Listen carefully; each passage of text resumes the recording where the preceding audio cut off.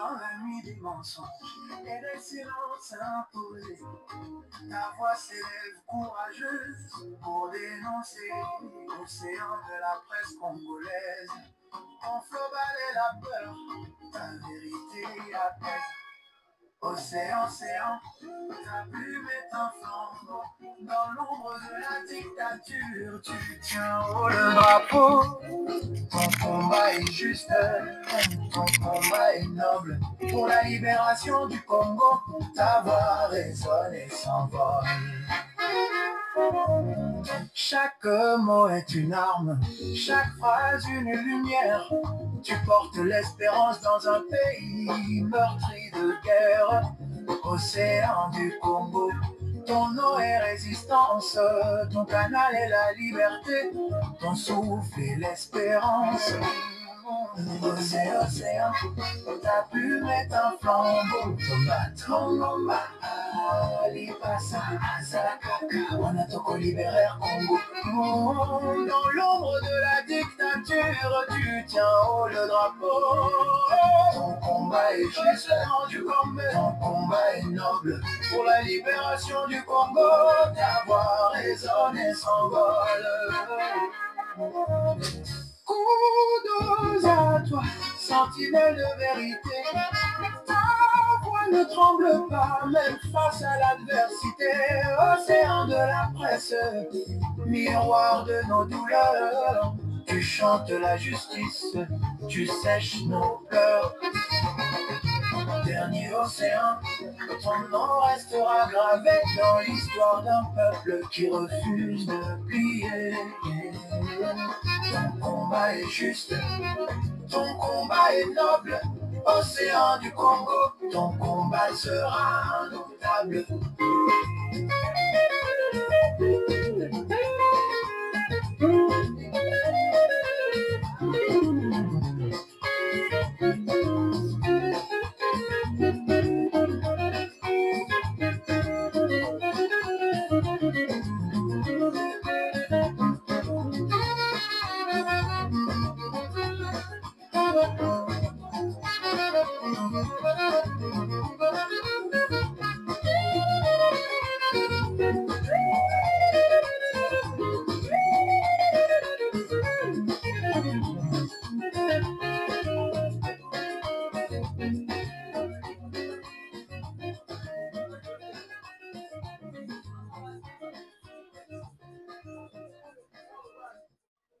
Nazali na esengo ya koyeba ete bozali ebele liboso ya baposte téléviseur na bino mpona kolanda émission ezwi na yango bandeko balandi ya émission ezwi napesi bino mbote bisika nyonso ezwami bino mpe etika ete kimia ya nzambe tata eyingela o mabotama bino pasi mpe mwana république démocratique du Congo na bino kotikaka koloba yango te kilame jende ta lotaki etumbakani ekotobokela lokondo efa pekato na ake na mboka ya mama sociale achabienne lolenge na bandako koyebisa bilo makambo ya gratuité d'enseignement na yebisaka bino likambo leteli gratuité ke mwana mboka Félix Antoine Tshilombo akosala eloko te gratuité ekozalaka te ekoeshue boyokaki ngai te ndenge moko mpe nazoloba likambo lotilikila mai ti bakonzi ya snel na ya régie deso bakozwa conscience bamvula nyonso ezali kobeta na yebisi bino zindo bokomona yango lolenge kani bakongomani bakolela bazangi nyonso me okomona mwana mboka Félix Antoine Tshilombo lokola ndako moko ezikaki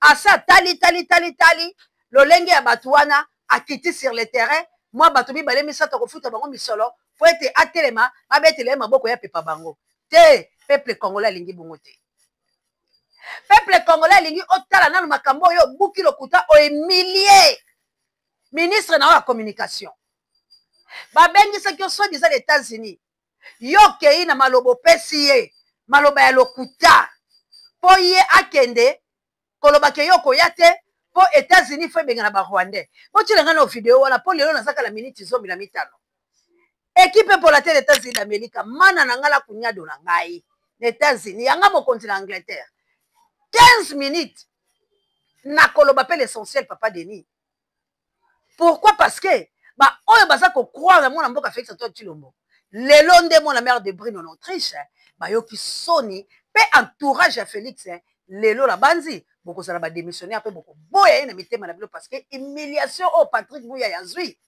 Oh, Patrick Mouyaya. Au moins, l'émission Félix, c'est pour vous humilier. Mais la semaine, on va bientôt bien papa vidéo. Mais à quand un accord de paix définitif signé par vos deux présidents, Félix Tshisekedi et Paul Kagame, en présence de Donald Trump à Washington? Mais je crois que c'est prévu et les conditions doivent être réunies. Mais il y a pour nous un facteur principal. C'est le retrait de ce qu'on dit en langage diplomatique, mesure de défense du Rwanda, mais qui en réalité, c'est son armée et tout le matériel qui sont déployés sur notre territoire. Donc pas de déplacement de Félix Tshisekedi à Washington avant un début de retrait des forces rwandaises de votre territoire? Je crois que nous l'avons fait savoir, notamment à la médiation américaine. Le retrait des troupes rwandaises est la condition principale pour que nous puissions avancer, parce que le président de la République ne peut pas aller sans que nous ne puissions être en mesure, avec les Américains avec lesquels nous travaillons, de constater qu'il y a eu retrait des troupes rwandaises et de tout ce qui les accompagne. Voilà. Et la coalition populaire pense que dans ces histoires d'accord de Doha, Washington, la RDC s'est fait duper. La RDC s'est fait dribbler. Écoutons.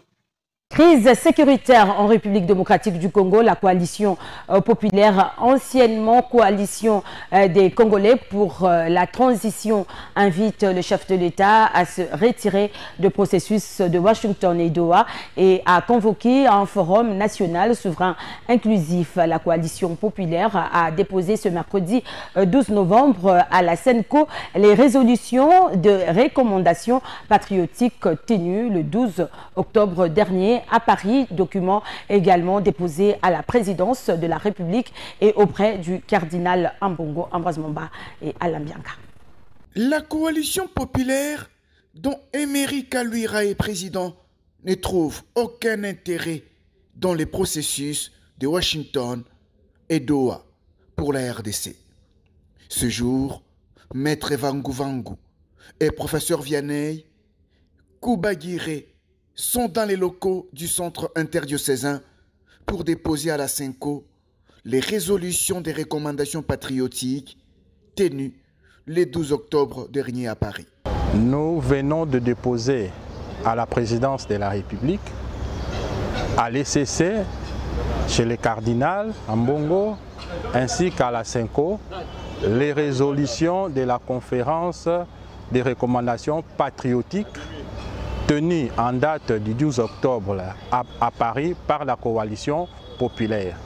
La coalition populaire, anciennement coalition des Congolais pour la transition, demande au chef de l'État, Félix Tshisekedi, de se retirer des processus de Washington et Doha qui, selon elle, ne donnent aucune solution à la RDC. Nous demandons au chef de l'État ce qui suit. 1. D'ordonner à la partie congolaise de se retirer des accords et des déclarations des principes signés à Washington et à Doha. Aucun dialogue tenu à l'extérieur du pays n'a donné solution aux problèmes des Congolais.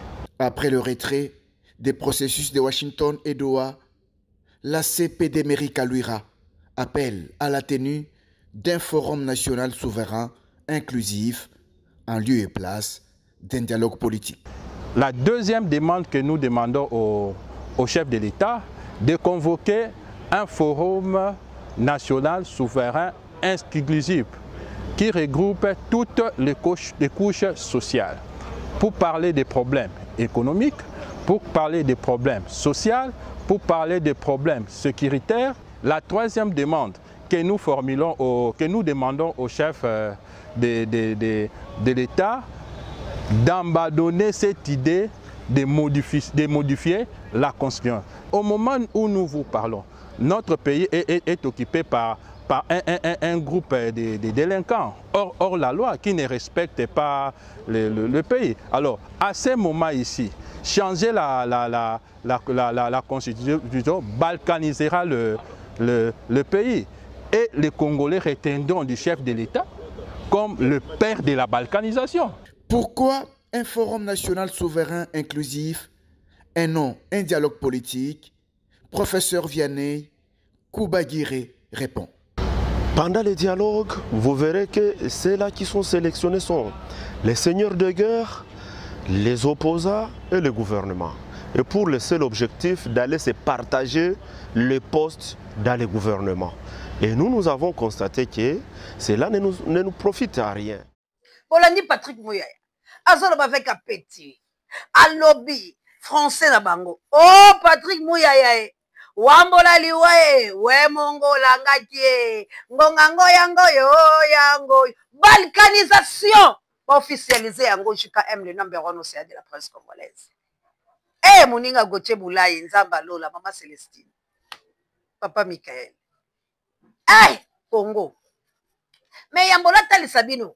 Ndenge nini Félix a quitté. Je vous disais ce qui Félix a sali quelque chose. Nga aussi non pas sur la Bible. Et puis le kosambela ka lisusu te na kokwa na nzambe te parce que kolongola nga musiko na zalaki. Kozongi sanga na kati ya Congo. Pe kopesa bendele ke kende po na mboka la ngeza la libérer. Ate nzamba kosaka te. Nzamba kosaka te bande kolanga. Na koyeko tutu katela lo babilobela te. Mais nyonso na loba na banzi boyebi. Parce que Nzambe nda za la chaîne de libération mon la mère de Brune en Autriche. Et moi na yebisa bino wa boza la trop fière. Tango zo lando CA du Congo ba mama missionnaire na plus 32 la mboka nita babe faut que moto pe bakoka lumumba. Guillaume Ngangula. Yo yebi en malamu.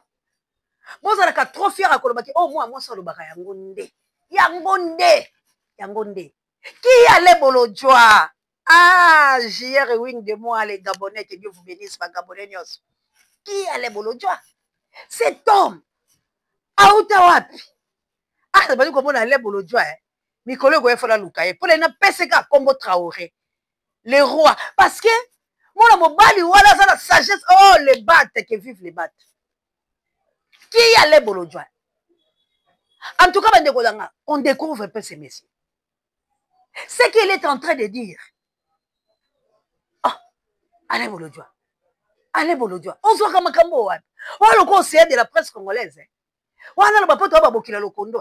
Ma yéle n'est pas fou, les sagesse d'intelligence. Mais qui a les Bolodjoa? Et d'où viennent ces messieurs?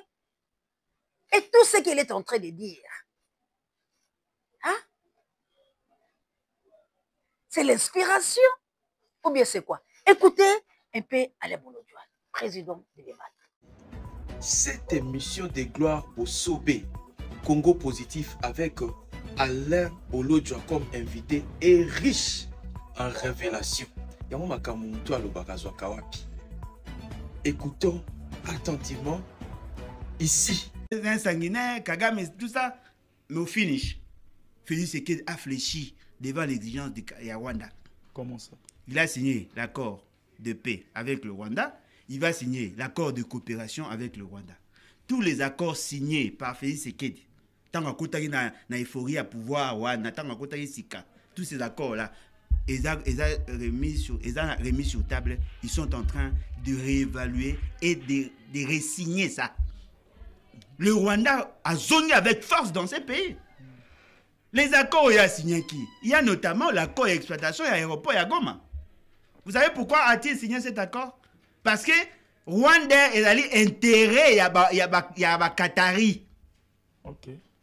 Ce sont les Qatar, qui sont obligés d'accord parce que Rwanda est allé 49% et là il y a Qatari. Ok, il y a un peu de monde pour l'aéroport Rwanda. Exact.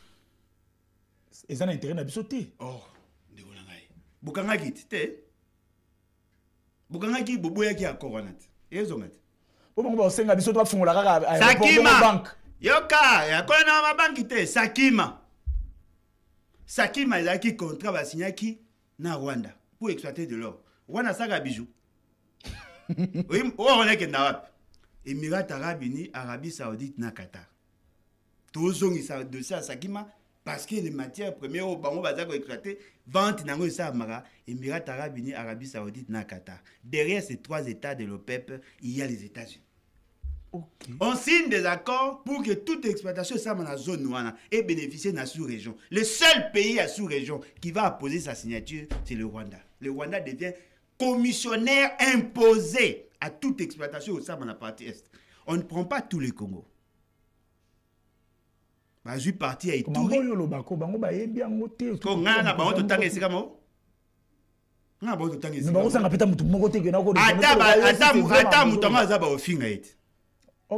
Yo ande ba finga Kamere. Kamere. Même kuna balingara bazana. Balingara bilema.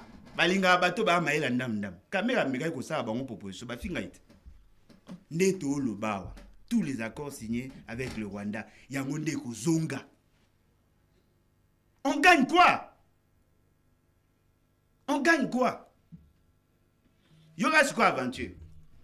Le Rwanda sait que si nous signons des accords dans la bilatéralité, sans l'accompagnement d'une grande puissance, et aussi pour changer le lobby, pour Laurent Désiré Kabila changer là-bas en face. Okay. Maintenant, qu'est-ce qu'ils ont fait? Ils ont demandé à leurs parrains. Le régime politique à Rwanda, lelo, ils ont fouillé aux États-Unis. Okay. États-Unis n'aiment pas imposer Kagame Wana. Kagame a été formé aux États-Unis comme Rangers. Il est spécialisé en manipulation parce que c'est un agent de renseignement. Il a été formé dans Maboko, ya Museveni. Mwana o azali mokonzi ya armée ya Uganda, aza mwana na ye. Ok. C'est comme ça que les Américains tiennent à ce que Kagame soit là. Ils ont apporté leur dossier là-bas.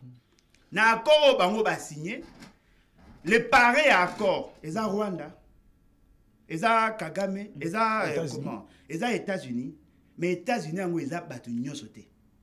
En réalité, ils sont appuyés par les démocrates. Mais le fait seulement qu'il y a des intérêts américains, des intérêts croisés des États-Unis. Parce que les Américains veulent assez que la maîtrise de la matière première stratégique Wana, pas pour notre intérêt, mais pour empêcher aux Chinois d'y accéder. Ok. Donc, vous me décollez, Boulonjolingue, c'est ce qui non.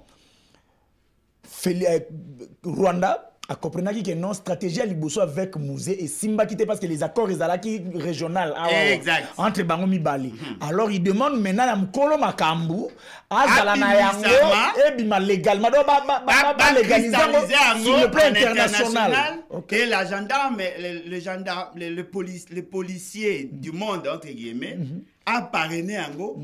Tant qu'on parrainé Ango, bah qu'on même Ango sur qu'on a niveau il y a une institution supra-international, supra-constitutionnel, supra-national, tel que le Conseil de sécurité des Nations Unies. Pour la sceller, et la sceller. Moi, je vais réclamer Zati. Si on tango basale lokwana, la stratégie à Liboso Zarinini. Nous sommes battus pour avoir la résolution 2773. Cette résolution a incriminé le Rwanda. C'est quand le Rwanda comprend que cette résolution les a appliquées et que c'est difficile il y a qu'à évoluer. Qu'est-ce qu'ils ont fait? Ils ont poussé Félix Tshisekedi. Il y a aucun vers les États-Unis que Senga peut contre-minérer. Tant que Komikuna, mais qu'est-ce que va bengi bango? Bah ici bango non, bofandawa. Toujours signé accord. Bah inda ont signé accord na Blackwater, une société où ils ont chargé, il y a que sécuriser ba site d'exploitation. Pour nous sécuriser Alpha Mining et les autres, bah industrie américaine nous a qui na zone wana, bah ya que sécuriser, bah signé accord wana. Félix Tshisekedi ba ebisi ke soka signé ba américain akoya akozwaka yemoko au lega les par le Rwanda. Les Américains ont appelé. Maintenant, qu'est-ce qui s'est fait? Les démocrates et les républicains se sont entendus.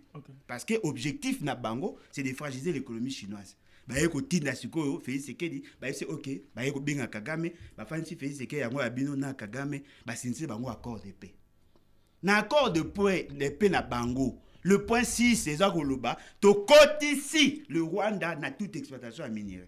C'est qu'on va signer, on préparer qu'on signe un accord de coopération. C'est cet accord de coopération qui est l'essentiel, il y a accord avec les États-Unis. Vous comprenez? C'est-à-dire qu'on veut avoir un marché. Donc, on signer direct aux États-Unis, et ça ironie. Non, tu signer na Rwanda pour que le Rwanda ait un accord na yé. Tant que tu signer na États-Unis, l'accord avec le Rwanda est l'accord annexe. Si vous Kagame comprend, c'est OK, et vous allez bien, mais vous avez une maîtrise à ma camouté. Qu'est-ce qu'il a fait? Il a dit oui, j'accepte de signer des accords avec le Tshisekedi. Bien qu'il respecte ma parole, n'a été, mais ce que j'exige, il doit aussi signer un accord avec AFC M23. C'est quoi AFC M23 stratégie des années? AFC M23 négocie le comment le Rwanda pourra-t-il garder son influence sur les institutions de la République. Donc, FCM 23, nous allons garder mission na bango yango wana. C'est qu'il faut pas compter dans l'institution. Il faut pas compter dans l'institution. signer accord à cesser le fait, signer accord de principe, signer accord wana. Ce qu'on a accord wana, on va signer Zali.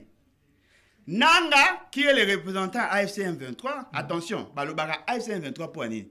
AFC, il a une organisation où il y a s'accrocher sur M23. L'essentiel, il y a un accord extrêmement qui avant M23. Il faut battre ce AFC M23 pour qu'il ait sa sens dans la démarche au Kabylie, c'est qu'il a signé déjà. Ce qu'on tant qu'il y a un accord, Yokana, Nanga et sa bande, Bakota dans l'institution. Ok. Bakota dans le gouvernement. Vous comprenez? Bako réduire la compétence du Parlement pour que Bango ait la maîtrise. Au-delà de ça, Bakota dans l'armée avec tous les services.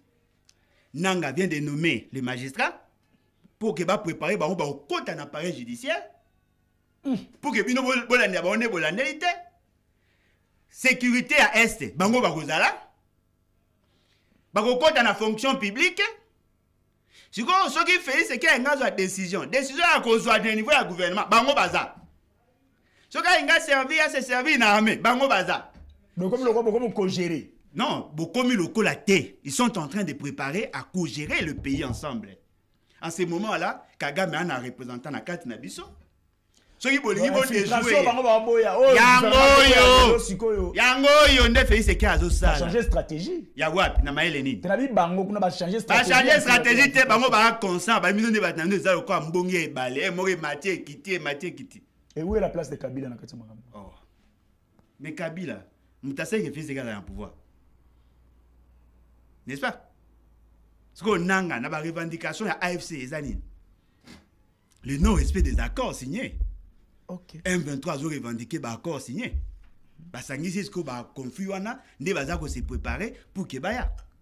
Mais fait ce qu'il dit. Na batune bazo yé baté, ba signer qui accord, ba signer qui bazo qui une décision au niveau de la justice, il y a parlement, pratiquement une loi, une décision irréfléchie et tout ça. Bazwa ki décision qui ba ko sala isusu ba biloko wana te yango moni batananga bazo senga na bango ba lever d'abord eloko wana parlement. OK. Loko ya bazwa ki on a période amboso eke boji mutawaya ba ko sala ngona maka boyo ka siko aventure pour que batuana balanda mate bazala na droit de signer accord na Félix Tshisekedi. Félix Tshisekedi doit enclencher le processus ya ko pesa la loi d'amnistie. Bamisé batona. Bamisé oh. Yo signer accord na mutaboma batu. Le parlement est boyaki. Pour que ba signer il faut que batouana bazala ba petouama. Ba ko petouama na grâce présidentielle pour bazaki condamné té. Parlement. Il doit maintenant être amnistié. C'est-à-dire il faut qu'il y ait une loi d'amnistie. Okay. Il faut qu'on abroge la loi interdisant au gouvernement de signer des accords. Il y a intégration, il y a armée, il groupes armés. Il y a déversé. Mais si on passe les autres ans, on a combien de groupes armés? Plus de 200. Plus de 200. Ceux qui vont signer un accord dans AFC M23. Rwanda Kotit. Bon, les restes. Vous signez les sous. C'est-à-dire que la condition dans un cycle vicieux. Ce qu'on a dans aucun mois, bateau bazaka arrogant na TV, mais na ba accord bazak trop faible. Te monte il y a un moment que quelque part ba pe na raison ko luka ndingi ba simba constitution pour ba changer ba mona nyo tout na lombango parce que tout. Non, na bi ki bololé a mutesi la raso ba changer lo. Non. Ils ont même ma classe, il faut habiller un peu les mots. Vous allez bien. Qui bolait ma batesi la raso va changer là. So vous avez maël été. Vous avez maël été attends va changer là. Est-ce que l'homme détenu on va signer d'accord? Moi et là nazo lingana faire voir bino. Bolongo na makanisi na bino qui fait ce qui mérite d'être là. C'est un danger pour la République, c'est un haut traître. Parce que tant que on est ici, il faut pas qu'on ait. Vous avez un banc à sauver Kainga. Non, vous n'avez pas somme au banc et au Kangama. Je suis déjà en prison. Alors, on dénonçait quelle solution? Allongwa. Dans l'objet solution, il y a un concret, il dénoncer. Mais quand il y a une solution, Allongwa. Tout le cas président Malonga, oyo akoya kosala sauver la République. Siko Lumumba akufela nini? Akufela bino. Kasi ba politicien. C'est siko Lumumba seka olela.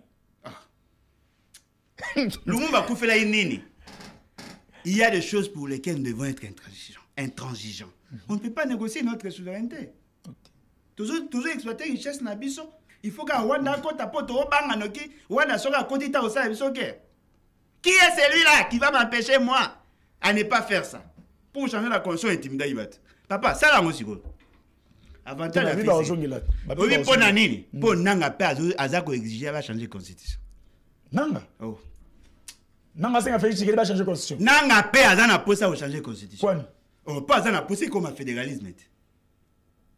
Chaque province est autonome, n'a pas élargi l'autonomie. Quand on yoka na yepa tikali. Basi ba yoka na po eza calcul à mundele. Oh, yo bazo ba no maramu yo zongo. Abonnez-vous. Boye bisanga, na fandi boye Alain Bolojwa ne na za boye, na fandi boye pe na ota Félix Teke na TV pa lobi kampe na ndimi. En tout cas, Courant nous a fait ça lui sont défendé tout ça autour toka ça fait partie du bilan. Donc yango naza obligé pour le président Alain Bolonja Marambe Belé il y a que ça là président je crois que la semaine prochaine vraiment soko sunga biso embouteillage kanga au voyage. Na ozate. Au déplacé. Ce na lobby ezaka pour pas me préparer non ça. Ba domo kanga ba passeport na aéroport. Un pouvoir faible. Yo kanga passeport et ça là. Mais j'espère que tant au zone à Togozo tant au zone en arrière. Donc aussi ça non le solo parce qu'il y a des révélations bah dès que fou ma main na chaleur na kati studio moyen pour continuer et zater vraiment. Sur Megano imaginer ceux qui chaîne na bien za muta pouvoir. Ceux qui n'habitent za muta pouvoir. Ceux za muta pouvoir. Et que ngana na chaîne na TV na otoka boloko Thomson na congélateur. Boy bisanga ta na ozonga na lobali. Omeke na chrétien était. Prochainement na oya. Chaîne à muta pouvoir. Na bisoki. Soki ezala. Yo ndo confirmer que ya muta pouvoir. Dans la confirmer. Obi chaîne za muta pouvoir. Na tuni yo question que chaîne za muta pouvoir. Faut formulé on bien te so ya questionnement et ya quitté. Obi chaîne za muta pouvoir. Bon lui aussi n'a jamais géré. T'es na tuni so ya muta pouvoir. Bon qui n'a la géré. Mais qui n'a pas géré, tu m'as critiqué. Qui n'a pas fait si on vote la Congo possible. C'est ça mon Dieu. Ngam tuna pesi qui n'a comme maintenant raisonnement rationnel d'ici pas au moment. Oui. Zela na oyambe kala. Na oyamba qui n'a kala mingi te au moment na qui n'a comme rationnel. Mutalobi na plateau Congo. Ah la popularité na risa ma. Yo c'est comme mukolo akizenga, c'était ici. Oh bomboso. Ya ba kizenga kufa bomboso. En tout cas, je crois que nous sommes arrivés à la fin de l'émission de Alain Bolonja. Un mot pour Bato Bao gérer, un mot pour la population. Oh, on a boité. Il est incompétent. Parce que la population, ça va unique. Quand la population n'a pas, on va égyptien, tsunami fait la révolution populaire. Et ça inéluctable. Quand il y a opposition, il y a faible, Bozoko quand même pas. Bon, il y a une opposition, il y a une population. Il y a une opposition. Opposition, il y a une majorité présidentielle, va aider, on va bim ça, rapporteur à Dieu. Na bon joueur na balobaki mo bona plateau na ngebota il y a problème belé il y a Boji na Assemblée nationale. Boji azana le roi mai. Yeso ba na ko ba zu forme ko ba na cantine na ko ba cantine. Mais monsieur va opérer des armes à bé. Suicidaire, vous pensez? À casse. 6e génération, 4e, 6e génération va souffrir. Abonnez-vous, président Bolonja. Alain Bolonja alobi ya solo. Mwana mobali oyo. Ndeko yo. Président ya Lebat. Il a dit que rien que la vérité. Mwana mbaka Félix Antoine Tshilombo ndenga kusala. Pe a humilié Patrick Muyaya. Quelle humiliation! Pe kalate akodunda Bemba. Procès moko eza kosalama. Komba Bemba eza na kati. Qu'il semblerait Bemba benga ki batuana o bazalaki soki na eloko boko bayaki nango ya spécial. Maintenant boyeba qu'on va arrêter Bemba Gombo par Félix. Eh Bemba tu seras humilié bientôt. Papa, prends ton lit et marche. Toyebisa ki oke bakolia yo parce que procès wale ezali kombo eza na kati. Mwana mwasi wada ya militaire wana atangi kombo na bi Bemba badede ya kobengaka. C'est qu'on dirait bache Bemba koleka la barre. Voilà maintenant l'humiliation de Bemba Gombo. Ça sera pour bientôt et il sera arrêté. C'est ça Félix Antoine Tshilombo. Il est en train de bouffer, de manger, d'assassiner, d'humilier et de rendre ses proches nuls. Politique, il s'appelle Fachichi Kongonia. Bolandi ale bolojwa. Naza na vidéo oyo scellé maloba ale bolojwa alobi. Nazu yango na ndeko. Nazu yango na réseau parce que ale bolojwa a spécifié matière pour na koloba la bino ete ba contrat nyonso wana c'est les États-Unis. Lokola Félix asalaki mo lo prengenju alandi mo association na ye wana ya miyibi ya bana poto wana oyo ba ye soi-disant pour libérer Félix akosala doate akosala nini te bon des aventuriers bozo fana na poto mais bosaka na lo konso e ko détruire mboka na bino bozo créer ba mouvement tout comment ba groupuscule pour assassiner vos propres frères Congo. Vous êtes maudits. La malédiction vous suit. Boyepe a un ami kanda ba pesa bilo mbonga gouvernement. Aussi longtemps que Boyebi que Félix il est faible et puis il est coincé. Azwakate. Bon konzezala ka mona mboka Martin Fayulu badidi. Josias tamso na mataka botika ka ata santango. Nzambe muto batela nzoto soka bila kufa tala za bien. Na muzala ka bongo. Kabulo langa na loba kaka. Parce que zo pesa nga kanda. Na bato basa na longueur d'avance mais ba ko sa bandeko na bango. Et puis baso ya ko lia bongo fala ka ba futa bato. Ba sinistre baso kelela mabezo sala mana mboka. Banzele zo simba te makambu boyeka bobulu bibamba bamba. Bambongo no suite. Détournement sur détournement. Bakor wana effectivement aujourd'hui Félix Labino bolobaki doa teninité. Suivez maintenant Makambulini Eleki.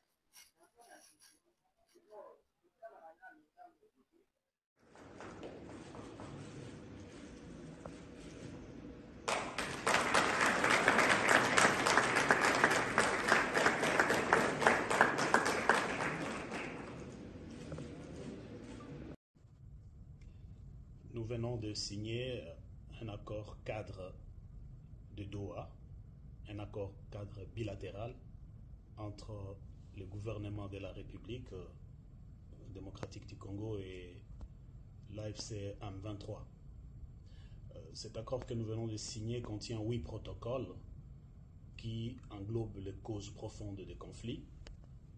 Et en fait, ces protocoles sont comme des chapitres et qui seront développés. Ces protocoles sont des causes profondes combinées qui seront négociées, puis signées, et ce sera la consécration d'aboutir à un accord de paix global.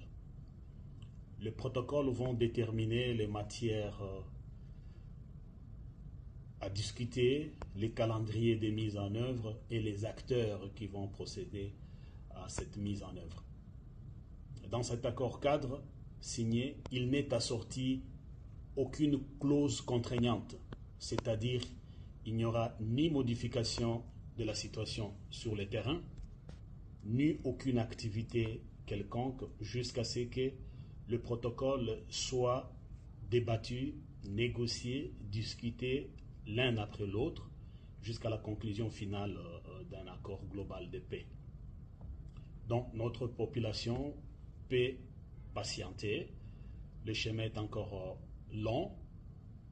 Nous saisissons l'occasion pour remercier le président américain Donald Trump et les États-Unis, mais aussi l'émir du Qatar et le Qatar qui a parrainé ces pourparlers, qui en fait qui vient nous franchir une phase importante dans la résolution.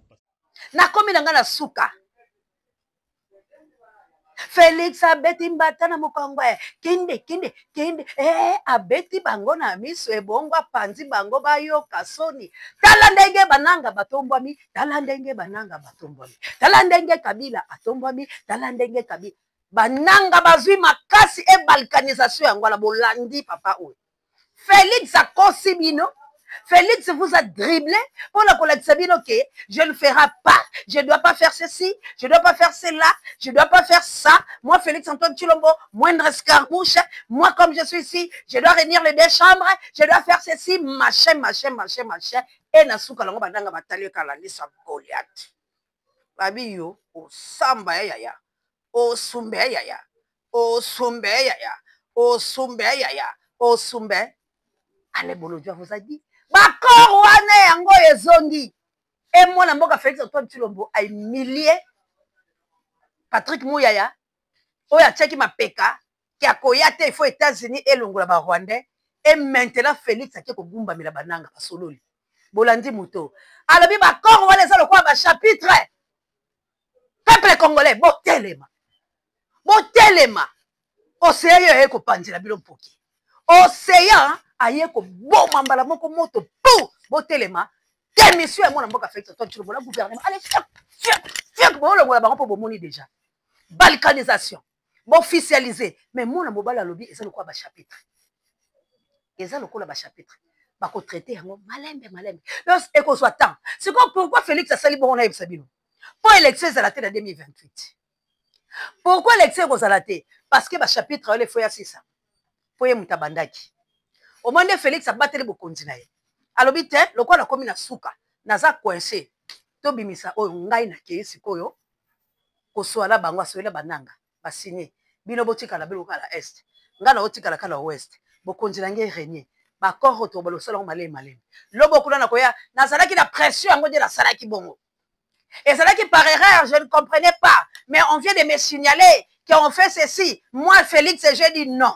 Eh, Félix, nous avons combat pour la gueule, tout le monde pour la gueule, calalo, ça compaka. Oh, Lena, baoui. Oh, Lena. Bon, ici, ça faut tout le monde pas kabongo, comment pas qu'on va y solenge, lenge, maman, jawa, salam alaikum, na ba mizima, nango, la South Afrique, namboka, egilo, mpinga. Ba maman, ya moto mojali, moto mokozi, mamaka, te. Océan zali pour la libération. Et balebo ya mbindo. Toye kolongola mbindo, toye ko poata mona mboka Félix. Bomoni mission na ye. Atikeli ba Kabila. Atikeli ba Rwandais. Atikeli ba Burundais. Atikeli ba Museveni. Alobi bo déranger ngai te. Nga sikola ya kokosa. Martin Fayulu Madidi. Oye eza tant soko telemi to crouler ba to ba boya.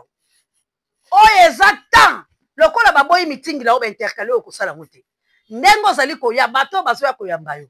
Tango zo pesa discours na osala makambo bien. Sinote o sambwe na olo kwa mbonga kala. Poko yoka peuple élection yango esalami.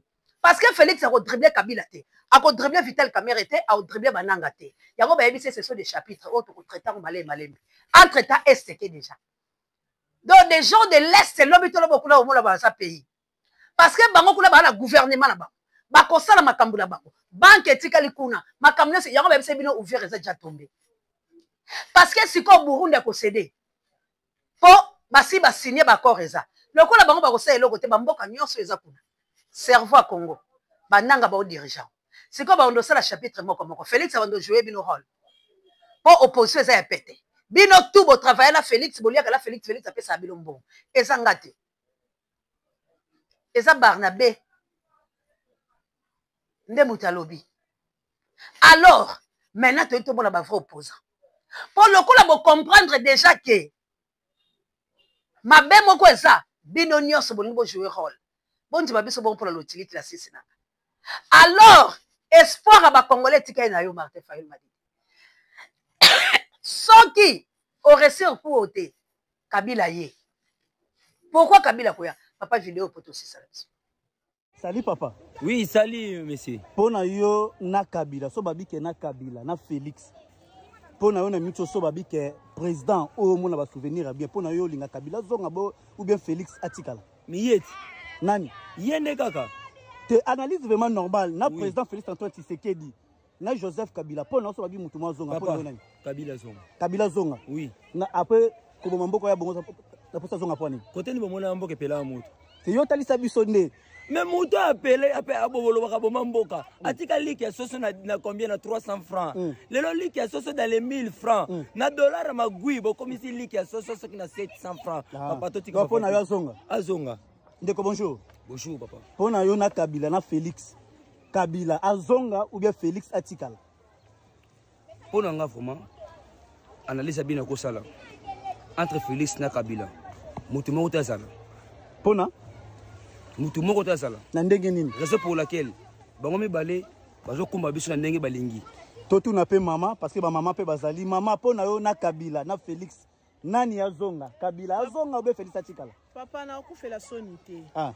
Banda Raïssa kamba biso temps onyo surtout Raïssa zalaki to anda ko vivre na kimia. Ah. Cantine Masangu 4500 mais lelo to se trouver na cantine Masangu 12500 francs. To kufa toto sani lipe zalaki na 250 300 lipe koma 800 700. Donc pona yo Kabila zonga. Pona ngai to tu na pe bana biso awa. Masa ndenge nini? Bien. Webi Kabila. Webi Félix. Pona on a président Félix na Kabila na tikala na zonga. Kabila. Asa nini? Azonga. Azonga. Azonga po nini? Pona biloko matina mboka. Babi. To ya dollar kiti. Yo bien ngote kiti. Mataka. To zapela ba massa awa, massa. Boni santé. Yebi Kabila. Naïdi Kabila. Yebi président Félix Antoine Tshisekedi. Naïdi. Pona yo président Félix Antoine Tshisekedi atikala ou bien Akende ou bien président Joseph Kabila azonga. Félix atikala. Atikala pona nini? Atikala pona abongisa bisombo aumeli nanu te pa bongisa to mwana ndenge aso. Bongo na seta o asali ya bongisi mboka te siko bongisi mboka te to tika kaka. To tika totale na ndenge aso. Totale parce que amandani asuka yango etikali atotale su ndenge ni. Ye mokwa ebine. Donc pona we c'est ko voter o voter lisusu. Pona o voter. Ah, o voter so a pour so voter. Bon, la voix du peuple, la voix de Dieu, mutu mutazana ndenge na ko répondre na sentiment na ye. Ba massa, oyebi Kabila. Pona yo Kabila zonga bakende. Azonga. Azonga. Azonga po nini? Poli bosoli pesa ki 250. Ah, tu veux commis combien? Komi na 500. Ah, itala mwana aji wazo de. Oyebi Kabila. Oyebi président Félix. Pona ona président Félix ndenge azo gérer mboka atikala ou bien kende. Président Kabila azonga ou bien azonga te.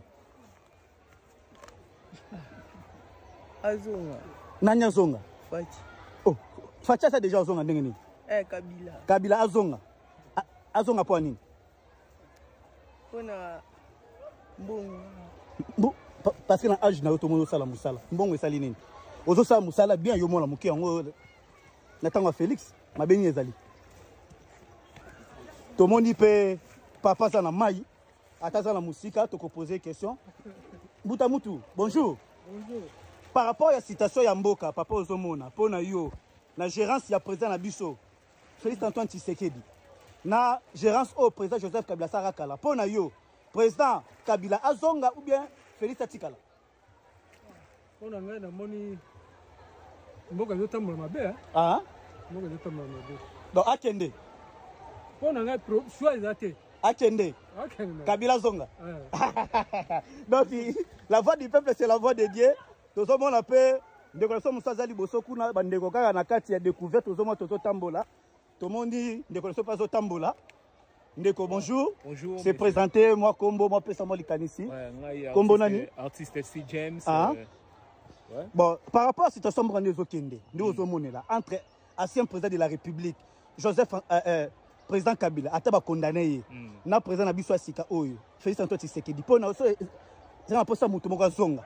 Soit mutu moko atika ko senga Kabila zonga ou bien président oyo eza élection ka moko réfléchir le kwanga abi pola nga ni Kabila ni Félix wananga mais bolandi batu nyonso Kabila sa nini azonga élection yango de Kabila ozonga avec force parce que ba chapitre ata ba traité yango Félix a mata kita ba obengane na bananga donc aza la force té munoko to achaki a humilié Patrick Mouya ya otolo ba bientôt bolandi yango ya humilié siko bolojwa poni bobo yo soutenir ye muto alo bala bilo maloba bien bo ezaka ke to tindika ye abima siko na nzela la partie les bat na peuple na ba jeune ba natanga ba tutu o bazolinga changement ya mboka bakende ba o balingi Congo ya solo na biso nyonso to bunda Félix akende parce que pour la balkanisation yango bolandi mo mobalo alo bien kosila lelo te baza clair mais entre temps batu batikela ba position là-bas là ba soda la biso ba sa sur guerre te ba ko sa biloté oh les gens les fardes sont récupérés ba récupérer katende ba ko sa bilo pona lelo fardes se ba faiblir Oh, opération soutien FARDC, c'est ça, soutien pour guerre et cause à la terre. Félix a la terre, côté de ta soda, mon cabet, ça cité. Le moindre escarbouche à bout, pia. Bananga batika likuna. Tango bakoya to traité chapitre numéro 1. Ba van bandi ko traité. Cela veut dire Félix, le col zo kate, le col abiso toye. Félix qui était Félix a bon tout ça ba manœuvre. Tout ça mon mangongo. Net na yo quitté. Entre-temps, on tue les Congolais. Qui est les vrais assassins de la République démocratique du Congo? Na mon réponse na awande la saisie. Mwana mboka le bolojwa. Tout ça la poste ça d'ailleurs le bas la mère de Brune. Bon s'abonner massivement à la chaîne de la Libération. Bon s'abonner massivement. Il faut le lot. Tous à la ini, pour tous à la fort, tout le monde Félix Tabatulay. Balkanisation yangwa. Sikoyo, na ena mona ba fan club bo finga ngali susu. Dowe ko salate, ako sora bananga te, ako sora bilote chinati ya kwala. Kasibolo bati. Kaka monoko kaka se monoko bomoni Félix ndenge akwei pouvoir eza na maboko les souti de pouvoir sikoyo et pas Kabila. Que Dieu bénisse la République démocratique du Congo. Bonne mère de Brune en Autriche, JKM le number 1 Gauthier Boulay, vous partagez l'émission partout au Bozali. Papa le frère de maman Clarisse Tambo qu'il passe la une assez amte là. Partout, ma maman et ma papa est en Suisse. Vous partagez l'émission. L'air est tellement grave que grave. Humiliation à Patrick Mouyaya par son propre président, son propre collaborateur, Félix Antoine Tshilombo. Patrick Mouyaya, ce qui a démissionné, a dit mission et a contredit mission. Tu as vu maintenant Félix? Et Bemba, bientôt l'arrestation de Bemba Gombo. On a continué à bino procès à Mola Mbaloala. Bemba est cité. Donc, Félix a dit, allez. Mais, à côté de Vital Kamer et Libanga, Vital Kamer a bien l'accès qui est Kamer, les pacificateurs. Que vive la RDC et que vive l'indépendance, que vive la libération de la RDC, que vive la démission de Félix Antoine Tshilombo et son gouvernement. Bolinga te, beaucoup kende. Parce que Congo, ils aiment les Congolais. Merci, la Bédonion sont vraiment la patrouille, la mort nous vaincrons et la peur doit quitter nos esprits. Pour amener Angola, nos bondis à botard de Bonoit, na RMC, Koye Labino, Mamour d'Angola, na Mokitene, Florence, ya Matondo Mido. Merci, na Joseph Kaboulo, na Msala qui te conseille la biso. Merci, na Papa Djay, directeur recherche stratégique et personnel, Msama Mokoti. Pareil, Patrick Mouyaya. Ingeta, la patrouille, la mort nous vaincrons, la peur doit quitter nos esprits.